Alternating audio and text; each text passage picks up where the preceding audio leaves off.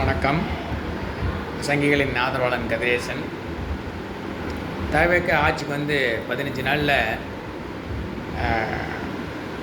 25 கொலைகள், 4 இரட்டை கொலைகள், 19 பாலியல் புகார்கள்.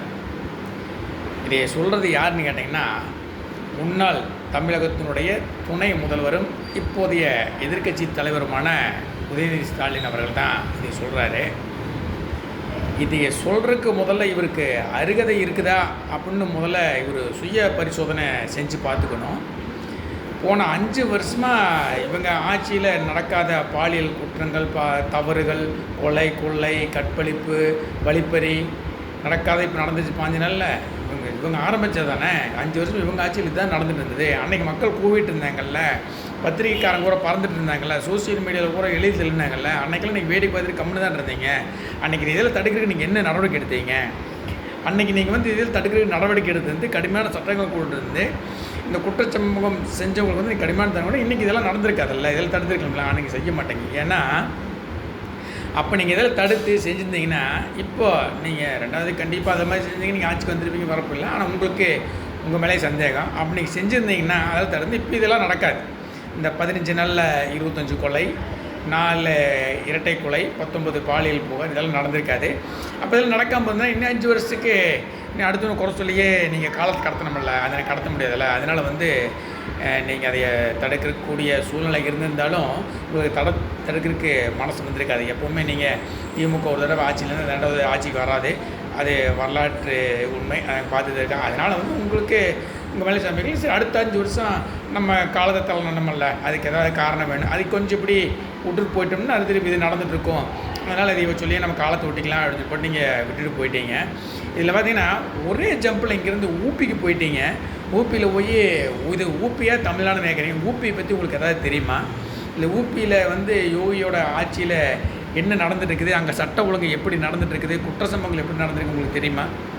5 வருஷம் ஒப்பாவோட ஆட்சி காலத்தையும் யோகியோட ஆட்சி காலத்தையும் ஒப்பிட்டு பாருங்கள். 5 வருஷத்தில் அங்கே குற்றச்சம்பவங்கள் எப்போலாம் நடந்தது, இங்கே எவ்வளோ குற்றச்சம்பவங்கள் நடந்தது, அந்த நடந்த குற்றச்சம்பவங்களுக்கு அவங்களுக்கு எப்படி உடனடி நடவடிக்கை எடுத்து அந்த குற்றச்சம்பவம் நீங்கள் எப்படி நடவடிக்கை குற்றச்சம்பவம் நடந்துருக்கீங்க.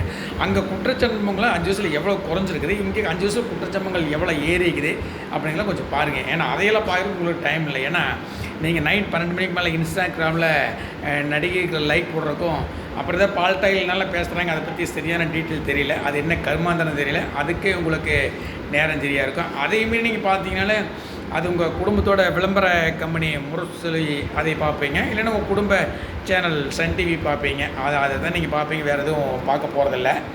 அதனால் உங்களுக்கு இதை பற்றியெல்லாம் தெரியுதில்லை. நிறைய சோசியல் மீடியாவில் வடநாட்டில் பார்த்திங்கன்னா நடுநிலை பத்திரிகையாளர்கள் நிறையா இருக்காங்க. அதே மாதிரி சோசியல் மீடியாவில் நிறைய அங்கே இருக்கவங்களாம் நிறையா போட்டுட்ருக்காங்க. நமக்கு தான் ஹிந்தி தெரியாது, படிக்கிறது கடைசியில் படமாவது பார்த்து அங்கே என்ன நடந்ததுன்னு முடிஞ்ச அளவுக்கு தெரிஞ்சுக்குங்க. அப்போ பார்த்து நீங்கள் யூபி பற்றி அங்கே யூபியில் என்ன நடந்திருக்குன்னு பார்த்து தெரிஞ்சுக்கங்க. இன்றைக்கி இங்கே பாலியல் குற்றவாளி பாலியல் பண்ணிவிட்டு ரொம்ப சுதந்திரமாக வெளியே சுற்றிட்டு இருக்கிறேன். நீங்கள் மாங்கோட் போட்டு விட்றீங்க. ஒரு 5-20 நாளில் அந்த மாவுக்கட்ட ஆகுக்குள்ளே அவனுக்கு ஜாமீன் கிடச்சிது. அவன் வெளியே வந்ததை பழையபடி அவன் அந்த வேலையை தான் பண்ணிகிட்ருக்கான். யோகியோட ஆட்சியில் யூபியில் இன்றைக்கி என்ன நடந்துகிட்ருக்குதுன்னு கேட்டிங்கன்னா, ஒரு சிறுமியை பாலியல் பலாத்காரம் பண்ணி கொலை பண்ணிட்டான்னா அந்த சிறுமியின் அடக்கம் பண்ணுற 1 மணி நேரத்துக்கு முன்னாடி அந்த குற்றம் செஞ்சவனுடைய உடல் அடக்கம் செய்யப்படும். இது யோகியோட ஆட்சி ஊப்பியில் நடந்துட்டு இருக்குது. உங்களால் முடியுமா? ஏதாவது ஒன்று இந்த மாதிரி நீங்கள் செஞ்சுருக்கீங்களா? சொல்லுங்கள் மக்கள். நீங்கள் செஞ்ச சாதனை என்ன செஞ்சுருக்கீங்களா? குற்றவாளிகளை காப்பாற்றுறதுக்கான முயற்சிகளை நீ செஞ்சது அது நிறையா பார்த்துருக்கோம். அது நம்ம அண்ணா பல்கலைக்கழக நம்ம திரு அண்ணாமலை அவர்கள் ஆதாரத்தோடு சொன்னார்.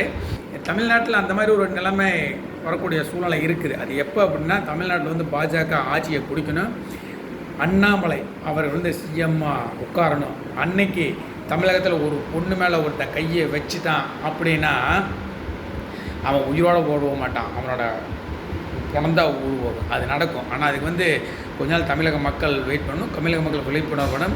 கண்டிப்பாக ஒரு காலத்தில் பாஜக ஜெயிக்க போது அண்ணாமலை சிஎம்மை வரத்தான் போகிறாரு. இந்த மாதிரி காட்சிகளை யூபியில் நடக்கிற மாதிரி காட்சிகளை, குஜராத்தில் நடக்கிற மாதிரி காட்சிகளையும் நம்ம தமிழ்நாட்டில் பார்க்கத்தான் போகிறோம். ஆனால் அது கொஞ்ச நாள் நம்ம பொறுத்திருக்க வேண்டியது வரும். கொஞ்சம் யூபிஐ பற்றி பேசுகிறதுக்கு முன்னாடி எதிர்க்கட்சி தலைவர் உதயநிதி ஸ்டாலின் அவர்களை வந்து உங்களோட ஆட்சியில் என்னென்ன நடந்தது அப்படிங்கிறதையும், நீங்கள் என்னென்ன மிச்ச மீதி விட்டுட்டு போயிருக்கீங்க அப்படிங்கிறதையும் கொஞ்சம் சுய பரிசோதனை பண்ணி பார்த்துட்டீங்கன்னா நல்லாயிருக்கும்.